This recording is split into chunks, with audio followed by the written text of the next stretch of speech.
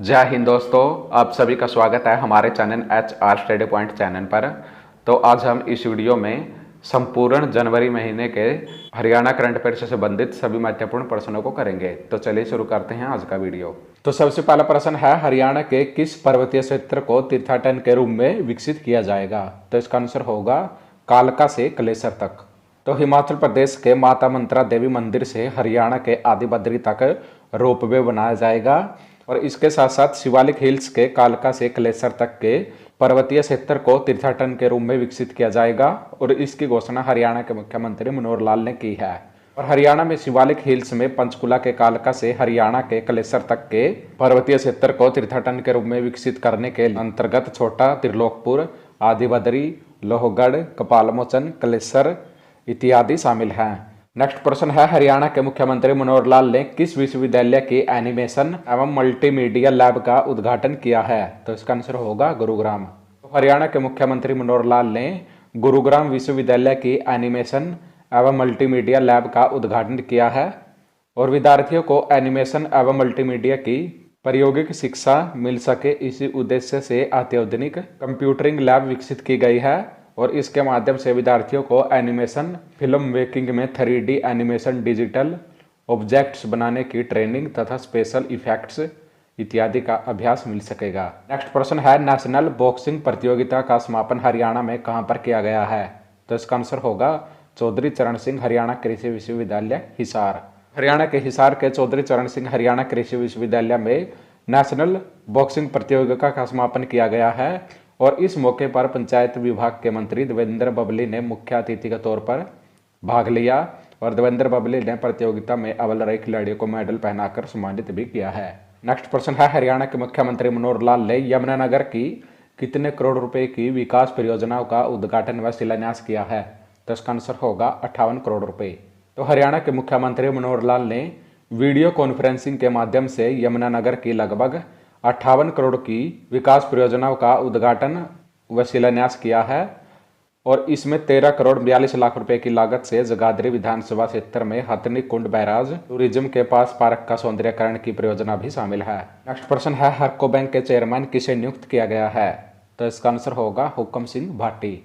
तो हरको बैंक का चेयरमैन हुक्म सिंह भाटी को नियुक्त किया गया है और हरियाणा के कौशल विकास, औद्योगिक परिवहन मंत्री मूलचंद शर्मा तथा सहकारिता मंत्री डॉक्टर बनवारी लाल की उपस्थिति में हरको बैंक के चेयरमैन हुक्म सिंह भाटी ने पदभार ग्रहण किया है। नेक्स्ट प्रश्न है, हरियाणा का कौन सा प्राधिकरण 97 एकड़ में झील बनाकर उसे टूरिज्म में विकसित करेगा?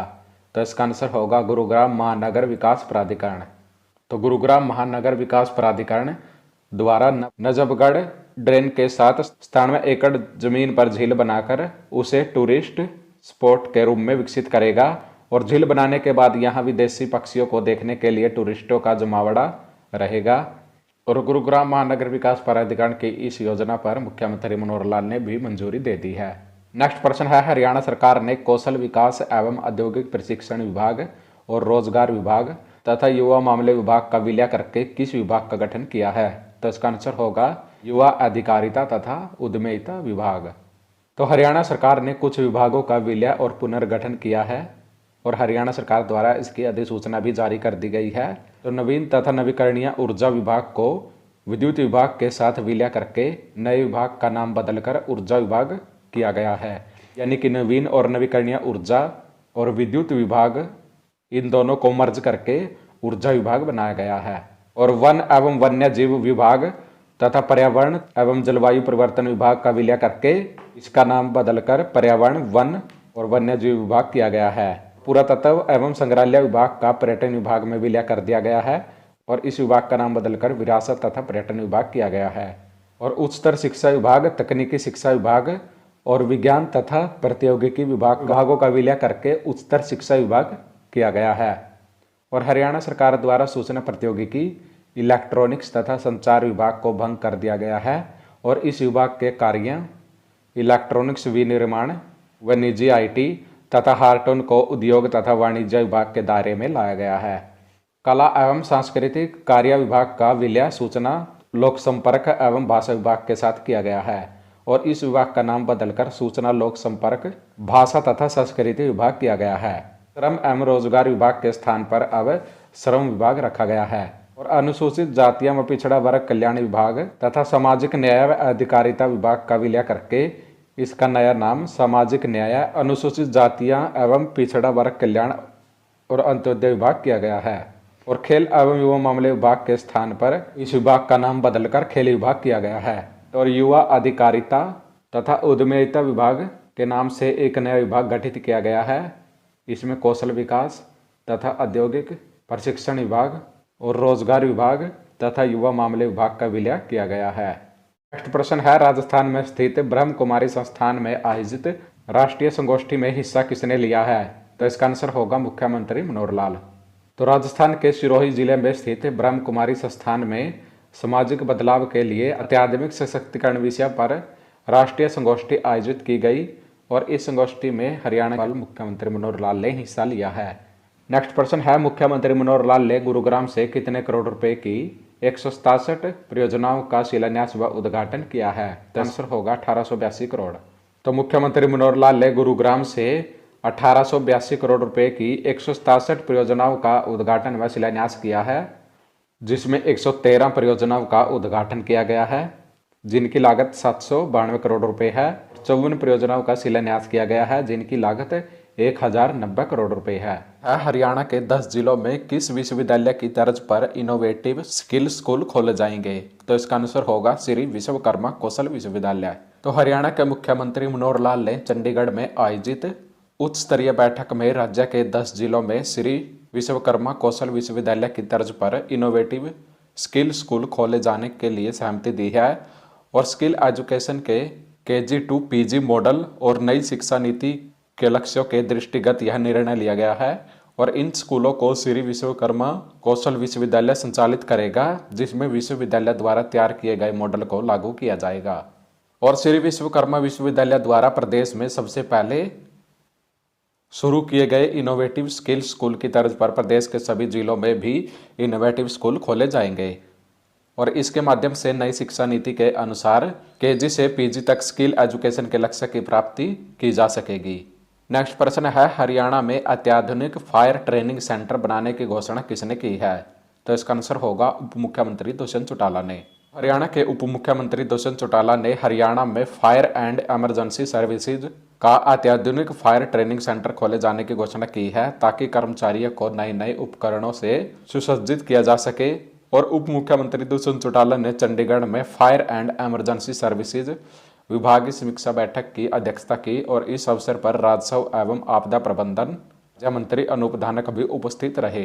दुष्यंत चौटाला ने फायर एंड इमरजेंसी सर्विसेज विभाग के अधिकारियों को निर्देश दिए हैं कि प्रदेश के सभी एयर स्ट्रिप्स पर foam tender fire fighting vehicles का प्रबंध किया जाए, ताकि एरोप्लेन इत्यादि की लैंडिंग के लिए किसी भी संभावित आग की दुर्घटना न हो। नेक्स्ट प्रश्न है, UPSC परीक्षा में किसने पहला रैंक हासिल करके हरियाणा का नाम रोशन किया है?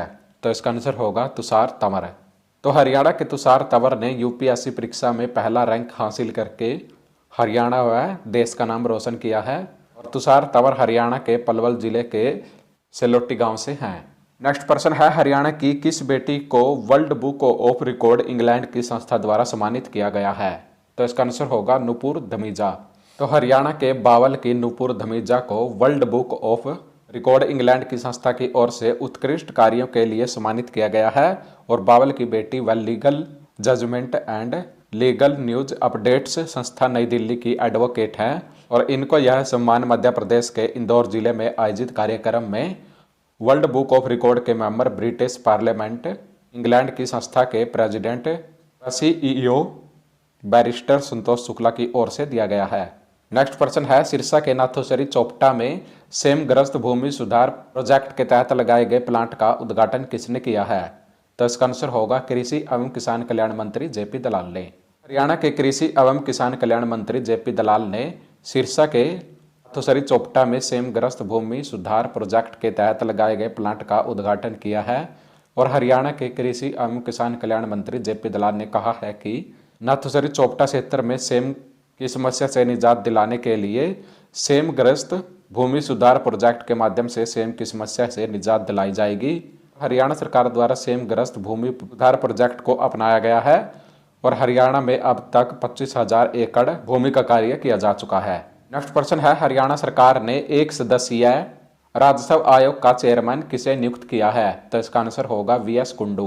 तो हरियाणा सरकार ने भारतीय प्रशासनिक सेवा के सेवानिवृत्त अधिकारी श्री वीएस कुंडू को एक सदस्यीय राजस्व आयोग का चेयरमैन नियुक्त किया गया है। नेक्स्ट प्रश्न है, मुख्यमंत्री उपहार पोर्टल का शुभारंभ किसने किया है? तो इसका आंसर होगा अमित अग्रवाल। तो मुख्यमंत्री के अतिरिक्त प्रधान सचिव एवं सूचना, लोक संपर्क, भाषा तथा संस्कृति विभाग के महानिदेशक डॉक्टर अमित अग्रवाल ने चंडीगढ़ में संत कबीर कुटीर में मुख्यमंत्री उपहार पोर्टल का विविध रूप से शुभारंभ किया है और मुख्यमंत्री उपहार पोर्टल के माध्यम से मुख्यमंत्री मनोहर लाल को प्राप्त उपहारों की नीलामी की जाएगी। नेक्स्ट प्रश्न है, भारतीय सर्वोच्च न्यायालय के न्यायाधीश सूर्यकांत ने हरियाणा के किस विश्वविद्यालय की संगोष्ठी में बतौर मुख्य अतिथि हिस्सा लिया है? तो इसका आंसर होगा महर्षि दयानंद विश्वविद्यालय रोहतक।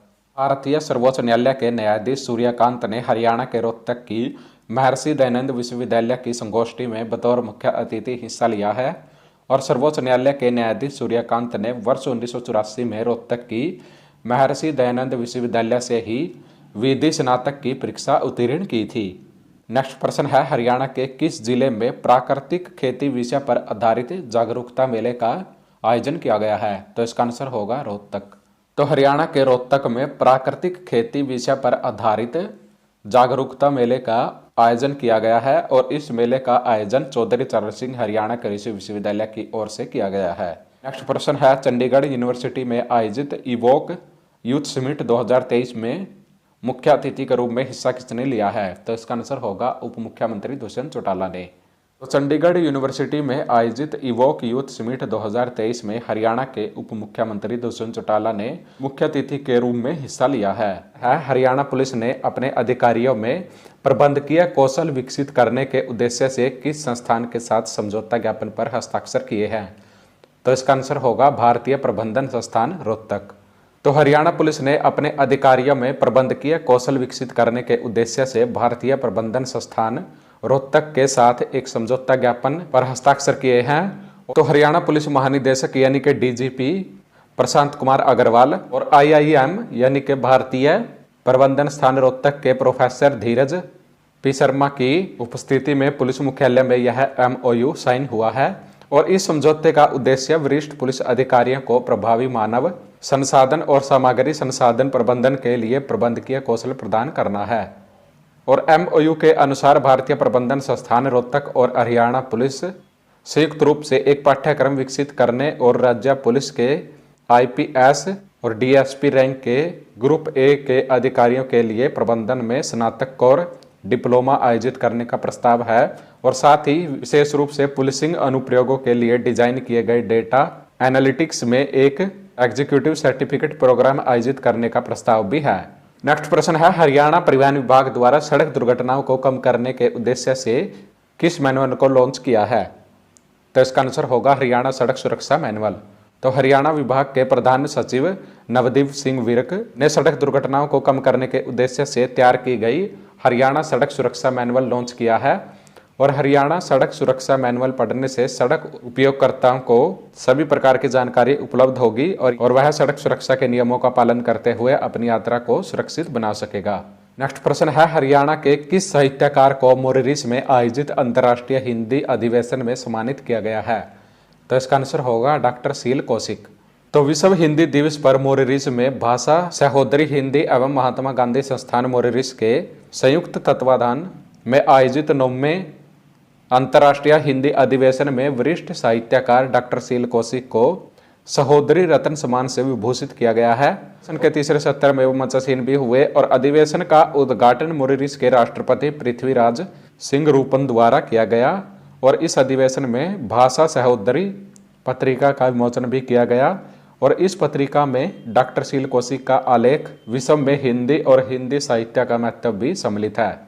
और हरियाणा के साहित्यकार डॉक्टर शील कौशिक साहित्य के क्षेत्र में 39 पुस्तकें लिख चुके हैं। नेक्स्ट प्रश्न है, हरियाणा सरकार द्वारा किस वर्ष तक प्रदेश को बाढ़ मुक्त बनाने का लक्ष्य निर्धारित किया गया है? तो इसका आंसर होगा 2026 तक। तो हरियाणा के मुख्यमंत्री मनोहर लाल की अध्यक्षता में चंडीगढ़ में हरियाणा राज्य सूखा राहत एवं बाढ़ नियंत्रण बोर्ड की 54वीं बैठक आयोजित हुई जिसमें उन्होंने वर्ष 2026 तक हरियाणा को बाढ़ मुक्त बनाने का लक्ष्य रखा है।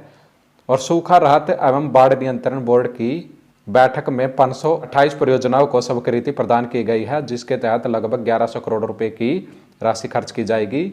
और खेतों में खड़े पानी की निकासी और पानी के दोबारा इस्तेमाल के लिए 312 करोड़ रुपए से ज्यादा की योजनाएं अनुमोदित की गई हैं। और हरियाणा के जिन इलाकों में जल भराव की अधिक समस्या है तो उनके स्थायी समाधान के लिए इस वर्ष विशेष प्रोजेक्ट भी लगाए जाएंगे। नेक्स्ट प्रश्न है, मोस्ट इंपोर्टेंट प्रश्न है ये, हरियाणा व्यापारी कल्याण बोर्ड का चेयरमैन किसे नियुक्त किया गया है? तो इसका आंसर होगा बालकृष्ण अग्रवाल। तो बालकृष्ण अग्रवाल को हरियाणा व्यापारी कल्याण बोर्ड का चेयरमैन नियुक्त किया गया है और यह चरखी दादरी से हैं। और हरियाणा व्यापारी कल्याण बोर्ड के वाइस चेयरमैन सुरेश मित्तल को नियुक्त किया गया है, जो कि चरखी दादरी से हैं। नेक्स्ट प्रश्न है, हरियाणा की सभी एयर स्ट्रिप्स पर ATS और फायर सिस्टम लगाने के निर्देश किसने दिए हैं? तो इसका आंसर होगा उप मुख्यमंत्री दुष्यंत चौटाला। तो हरियाणा के उप मुख्यमंत्री दुष्यंत चौटाला ने चंडीगढ़ में डेवलपमेंट इंटीग्रेटेड एविएशन हब की समीक्षा बैठक में बताया कि प्रदेश की सभी एयर स्ट्रिप्स पर ATS यानी कि एयर ट्रैफिक कंट्रोल और फायर सिस्टम लगाया जाएगा। और हरियाणा नागरिक उड्डयन विभाग के मंत्री दुष्यंत चौटाला ने एयर स्ट्रिप्स पर ATS यानी कि एयर ट्रैफिक कंट्रोल और फायर सिस्टम लगाने के अतिरिक्त हैंगर बनाने के निर्देश भी दिए हैं, ताकि एयर स्ट्रिप्स पर प्लेन सुरक्षित खड़े हो सकें। और इसके अलावा भिवानी, महेंद्रगढ़, करनाल, पिंजौर आदि एयर स्ट्रिप्स पर अतिरिक्त हैंगर लगाने के निर्देश दिए हैं, ताकि प्लेन सुरक्षित खड़े हो सके। नेक्स्ट प्रश्न है, हरियाणा के जगदीश नेहरा का निधन हो गया है, तो वह किस क्षेत्र से संबंधित थे? तो इसका आंसर होगा राजनीति। तो हरियाणा के जगदीश नेहरा का निधन हो गया है, तो उनका संबंध राजनीति से था। तो कांग्रेस के कद्दावर नेता रहे जगदीश नेहरा पूर्व में हरियाणा के शिक्षा एवं सिंचाई मंत्री भी रह चुके हैं। और यह वर्ष 1982 से 1987 तक हरियाणा के शिक्षा मंत्री रहे थे। और इसके अलावा यह हरियाणा हिंदी ग्रंथ अकादमी के चेयरमैन भी रहे थे। नेक्स्ट प्रश्न है, तो यह प्रश्न भी मोस्ट इंपोर्टेंट है। तो हरियाणा के किस विश्वविद्यालय की छात्र नेहा को राष्ट्रीय युवा पुरस्कार से सम्मानित किया गया है? तो इसका आंसर होगा कुरुक्षेत्र विश्वविद्यालय। तो हरियाणा के कुरुक्षेत्र विश्वविद्यालय की छात्रा नेहा को राष्ट्रीय युवा पुरस्कार से सम्मानित किया गया है। और नेहा को यह पुरस्कार कर्नाटक के हुबली धारवाड़ में आयोजित एक समारोह में युवा कार्यक्रम एवं खेल मंत्री अनुराग ठाकुर व कर्नाटक के मुख्यमंत्री बसवराज बोम्मई की उपस्थिति में दिया गया है। और नेहा ने प्रदेश में वृक्षारोपण अभियान, पर्यावरण जागरूकता, स्वच्छता अभियान, मतदाता जागरूकता, कोविड टीकाकरण सहित सामाजिक सेवाओं में उत्कृष्ट कार्य किया है, जिसके लिए इनको इस पुरस्कार से सम्मानित किया गया है। नेक्स्ट प्रश्न है, हरियाणा के मुख्यमंत्री मनोहर लाल ने HPPC की बैठक में कितने करोड़ रुपए की वस्तुओं की खरीद को मंजूरी प्रदान की है? तो इसका आंसर होगा 92 करोड़ रुपए। तो हरियाणा के मुख्यमंत्री मनोहर लाल की अध्यक्षता में चंडीगढ़ में उच्चाधिकार प्राप्त क्रय समिति HPPC की बैठक हुई, जिसमें विभिन्न विभागों द्वारा की जाने वाली कुल 92 करोड़ से अधिक की वस्तुओं के खरीद को मंजूरी प्रदान की गई है। और HPPC की बैठक में सिंचाई, पुलिस, परिवहन, Hartron, Haryana power generation corporation limited के कुल 8 एजेंडे रखे गए थे, जिसमें 5 एजेंडों को मंजूरी दी गई है। और मुख्यमंत्री मनोहर लाल ने थर्मल पावर प्लांट में प्रदूषण को कम करने के लिए डिनॉक्स कंब्यूशन कोडिफिकेशन सिस्टम लगाने के प्रस्ताव को मंजूरी भी प्रदान की है। नेक्स्ट प्रश्न है, हरियाणा संस्कृत अकादमी के विद्वानों और साहित्यकारों के लिए बढ़ाई गई समान राशि के लिए किसने स्वीकृति प्रदान की है? तो इसका आंसर होगा मुख्यमंत्री मनोहर लाल ने। तो हरियाणा संस्कृत अकादमी के निर्देशक डॉक्टर दिनेश शास्त्री ने बताया है कि मुख्यमंत्री मनोहर लाल द्वारा संस्कृत विद्वानों और साहित्यकारों के लिए बढ़ाई गई समान राशि पर स्वीकृति प्रदान की है, जिसमें हरियाणा संस्कृत अकादमी द्वारा दिया जाने वाला राष्ट्रीय स्तर का सम्मान संस्कृत साहित्यालंकार सम्मान के लिए 7 लाख रुपए की पुरस्कार राशि दी जाएगी। और इससे पहले 2 लाख रुपए की पुरस्कार राशि दी जाती थी। और हरियाणा संस्कृत गौरव सम्मान के लिए 5 लाख रुपए की पुरस्कार राशि दी जाएगी, पहले 2 लाख रुपए दी जाती थी। और महर्षि वाल्मीकि सम्मान के लिए 3 लाख रुपए की पुरस्कार राशि दी जाएगी, और इससे पहले 1.5 लाख रुपए थी। और महर्षि वेदव्यास सम्मान के लिए 3 लाख रुपए की पुरस्कार राशि दी जाएगी, और पहले 1.5 लाख रुपए थी। और महर्षि विश्वामित्र सम्मान के लिए 2.5 लाख रुपए की पुरस्कार राशि प्रदान की जाएगी, और इससे पहले 1.5 लाख रुपए थी। और आचार्य स्थाणुदत्त सम्मान के लिए 2 लाख रुपए की पुरस्कार राशि दी जाएगी, और इससे पहले 1.5 लाख रुपए थी। महाकवि बाणभट्ट सम्मान के लिए 2.5 लाख रुपए की पुरस्कार राशि दी जाएगी, इससे पहले 1 लाख रुपए थी। और गुरु विरजानंद आचार्य सम्मान के लिए 2 लाख रुपए की पुरस्कार राशि दी जाएगी और इससे पहले 1 लाख रुपए थी। और विद्या मार्तंड पंडित सीताराम शास्त्री आचार्य सम्मान के लिए 2 लाख रुपए की पुरस्कार राशि दी जाएगी और इससे पहले 1 लाख रुपए की पुरस्कार राशि दी जाती थी। और पंडित युधिष्ठिर मीमांसक आचार्य सम्मान के लिए 2 लाख रुपए की पुरस्कार राशि दी जाएगी और इससे पहले 1 लाख रुपए की पुरस्कार राशि दी जाती थी। और स्वामी धर्मदेव संस्कृत समाराधक सम्मान के लिए 2 लाख रुपए की पुरस्कार राशि दी जाएगी और इससे पहले 1 लाख रुपए की पुरस्कार राशि दी जाती थी। और पुस्तक पुरस्कार के लिए 51,000 रुपए की पुरस्कार राशि प्रदान की जाएगी और इससे पहले 31,000 रुपए की पुरस्कार राशि प्रदान की जाती थी। और पांडुलिपि प्रकाशनार्थ सहायता अनुदान में मानदेय राशि 10,000 रुपये से बढ़ाकर 21,000 रुपये कर दी गई है। और लघु संस्कृत कथा लेखन नाटक लेखन प्रतियोगिता में प्रथम को 10,000 रुपये की पुरस्कार राशि और द्वितीय को 8,000 रुपये, तृतीय को 5,000 रुपये का पुरस्कार मिलेगा। हरियाणा के किस जिले में इंडो इजराइल कृषि परियोजना के तहत बागवानी उत्कृष्टता केंद्र का शुभारंभ किया गया है? तो इसका आंसर होगा भिवानी।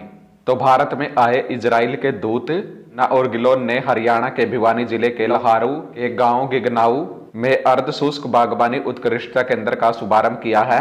और इस अर्ध शुष्क बागवानी उत्कृष्टता केंद्र को 12 करोड़ की लागत से करीब 50 एकड़ भूमि में बनाया जाए। इस शुष्क बागवानी उत्कृष्टता केंद्र को स्थापित करने का मुख्य उद्देश्य कृषि क्षेत्र में नए संसाधनों को विकसित करना है जिससे किसान खुशहाल हो।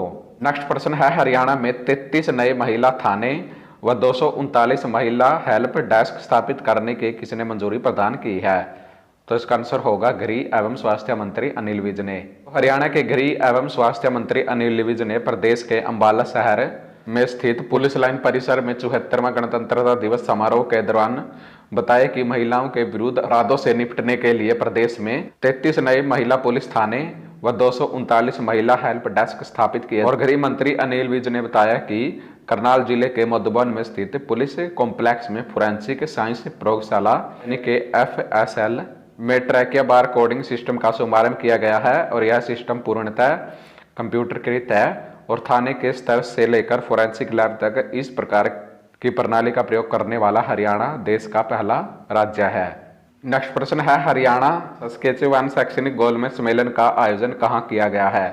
तो इसका आंसर होगा पंचकुला। तो हरियाणा सूचना जनसंपर्क एवं भाषा विभाग द्वारा दी गई जानकारी के अनुसार विदेश सहयोग विभाग द्वारा हरियाणा के पंचकुला जिले में हरियाणा सस्केचुवान शैक्षणिक गोलमेज सम्मेलन का आयोजन किया गया है।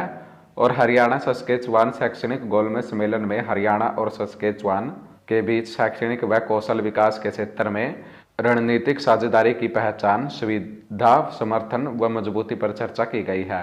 नेक्स्ट प्रश्न है, हरियाणा के कितने व्यक्तियों को पद्मश्री पुरस्कार से सम्मानित किया गया है? तो इसका आंसर होगा 2। तो राष्ट्रपति द्रौपदी मुर्मू ने गणतंत्र दिवस 2023 के अवसर पर हरियाणा की 2 विभूतियों को पद्मश्री पुरस्कार से नवाजा है।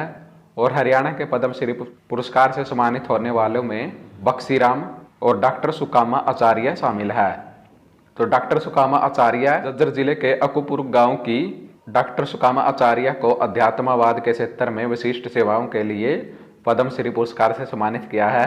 और वर्ष 1988 में डॉक्टर सुकामा ने उत्तर प्रदेश के अमरोहा जनपद में आचार्य डॉक्टर सुमेधा के साथ श्रीमद दयानंद कन्या गुरुकुल महाविद्यालय चोटीपुरा की स्थापना की थी। और वर्ष 2017 30 वर्ष तक इसका संचालन किया। और वर्ष 2018 में रोहतक के रुड़की में विश्वधारा कन्या गुरुकुल का शुभारंभ किया और इन्हें कई सम्मान व पुरस्कार मिल चुके हैं। और डॉक्टर बक्सीराम तो गुरुग्राम के कृषि वैज्ञानिक डॉक्टर बक्सीराम को विज्ञान एवं अभियांत्रिकी क्षेत्र में विशिष्ट सेवा के लिए पद्मश्री पुरस्कार से सम्मानित किया गया है। कृषि वैज्ञानिक डॉक्टर बक्सीराम को गन्ने की किस्म CO 0238 विकसित करने के लिए जाना जाता है। नेक्स्ट प्रश्न है, मुख्यमंत्री मनोहर लाल ने गणतंत्र दिवस के अवसर पर यमुनानगर जिले के लिए कितने करोड़ रुपए की सौगात दी है? तो इसका आंसर होगा 90 करोड़ रुपए।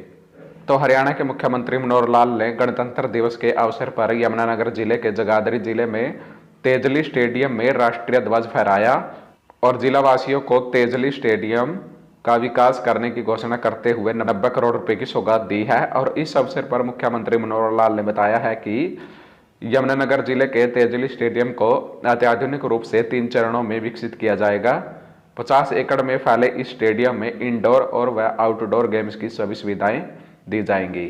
और फ्रेंड्स, मुख्यमंत्री मनोहर लाल ने तो जगाधरी के तेजली स्टेडियम में गणतंत्र दिवस पर ध्वज फहराया है और इसके अलावा हरियाणा के अन्य मंत्रियों ने भी जिन स्थानों पर राष्ट्रीय ध्वज फहराया है, तो आइए उनके बारे में भी जान लेते हैं। तो हरियाणा के स्वास्थ्य एवं गृह मंत्री अनिल विज ने अंबाला सिटी में राष्ट्रीय ध्वज फहराया और हरियाणा के मंत्री ओम प्रकाश यादव ने भिवानी में राष्ट्रीय ध्वज फहराया और हरियाणा के मंत्री बनवारी लाल ने फरीदाबाद में राष्ट्रीय ध्वज फहराया। हरियाणा के मंत्री अनूप धानक ने फतेहाबाद में राष्ट्रीय ध्वज फहराया और जयप्रकाश दलाल ने गुरुग्राम में राष्ट्रीय ध्वज फहराया। दुष्यंत चौटाला ने हिसार में राष्ट्रीय ध्वज फहराया और शिक्षा मंत्री कंवरपाल गुर्जर ने करनाल में राष्ट्रीय ध्वज फहराया और हरियाणा के राज्यपाल बंडारू दत्तात्रेय जी ने कुरुक्षेत्र के थानेसर में राष्ट्रीय ध्वज फहराया और हरियाणा के परिवहन मंत्री मूलचंद शर्मा ने नूंह में राष्ट्रीय ध्वज फहराया और हरियाणा के विधानसभा अध्यक्ष ज्ञानचंद गुप्ता ने पंचकुला में राष्ट्रीय ध्वज फहराया।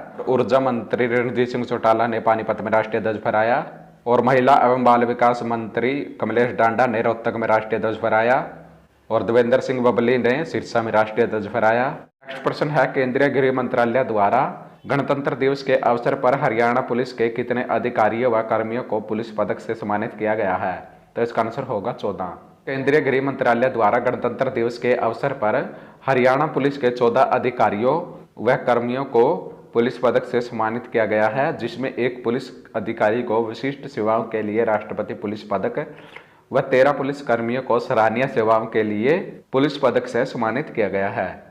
नेक्स्ट प्रश्न है, हरियाणा सरकार ने गणतंत्र दिवस के अवसर पर राज्य में किस क्षेत्र के कैदियों को विशेष छूट प्रदान की है? तो इसका आंसर होगा आपराधिक अधिकार क्षेत्र। हरियाणा के ऊर्जा एवं जेल मंत्री रणजीत सिंह चौटाला ने बताया है कि राज्य सरकार ने गणतंत्र दिवस के अवसर पर राज्य में आपराधिक अधिकार क्षेत्र के न्यायालयों द्वारा सुनाई गई सजा भुगत रहे कैदियों को विशेष छूट प्रदान की है, जिसमें है जिन अपराधियों को आजीवन कारावास 10 साल या इससे अधिक की अवधि की सजा सुनाई गई है तो उन्हें 90 दिन की छूट प्रदान की जाएगी और जिन अपराधियों को 5 वर्ष से ऊपर या 10 वर्ष से कम की सजा सुनाई गई है उन्हें 60 दिन की छूट प्रदान की जाएगी और जिन अपराधियों को 5 साल से कम की सजा सुनाई गई है तो उन्हें 30 दिन की छूट प्रदान की जाएगी। नेक्स्ट प्रश्न है, हरियाणा के 2 छात्रों ईशांक बंसल और अर्जुन मित्तल द्वारा स्मार्ट सोलर हब स्टार्टअप्स को कहां लॉन्च किया गया है? तो इसका आंसर होगा चंडीगढ़।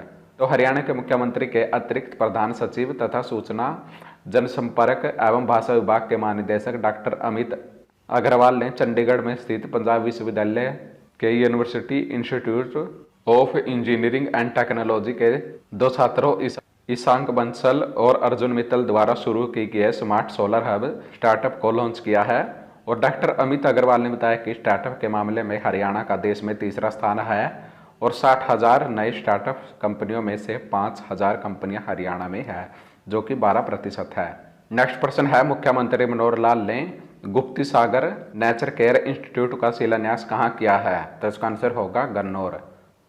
तो हरियाणा के मुख्यमंत्री मनोहर लाल ने सोनीपत के गन्नौर में स्थित श्री 108 गुप्ती सागर धाम जैन ट्रस्ट द्वारा आयोजित कार्यक्रम में प्राकृतिक चिकित्सा केंद्र गुप्ती सागर नेचर केयर इंस्टीट्यूट का शिलान्यास किया है और इस अवसर पर मुख्यमंत्री मनोहर लाल ने श्री 108 गुप्ती सागर जी महाराज द्वारा अंत्योदय प्रेरणता डॉक्टर पंडित दीनदयाल उपाध्याय के व्यक्तित्व एवं कृतित्व पर लिखित पुस्तक का विमोचन भी किया है। नेक्स्ट प्रश्न है, राष्ट्रीय बालिका दिवस पर हरियाणा की कितनी बेटियों को सम्मानित किया गया है? तो इसका आंसर होगा 86 बेटियों को। तो हरियाणा के महिला एवं बाल विकास विभाग द्वारा चंडीगढ़ में 24 जनवरी को मनाए गए राष्ट्रीय बालिका दिवस के अवसर पर प्रदेश में 86 बेटियों को सम्मानित किया गया है और हरियाणा की इन 86 बेटियों को 6,24,900 रुपये की राशि व प्रशंसा पत्र देकर सम्मानित किया है। तो फ्रेंड्स, ये थी आज की वीडियो और अगर आपको आज की वीडियो अच्छी लगी है तो प्लीज़ वीडियो को लाइक करें और अगर आप हमारे चैनल पर नए हैं तो प्लीज़ चैनल को जरूर सब्सक्राइब कर लीजिए और बेल आइकन को जरूर प्रेस कर लीजिए ताकि आने वाली सब वीडियो को नोटिफिकेशन आपको समय समय पर मिलती रहे। तो चलिए फ्रेंड्स, मिलते हैं नेक्स्ट वीडियो में। जय हरियाणा, जय भारत।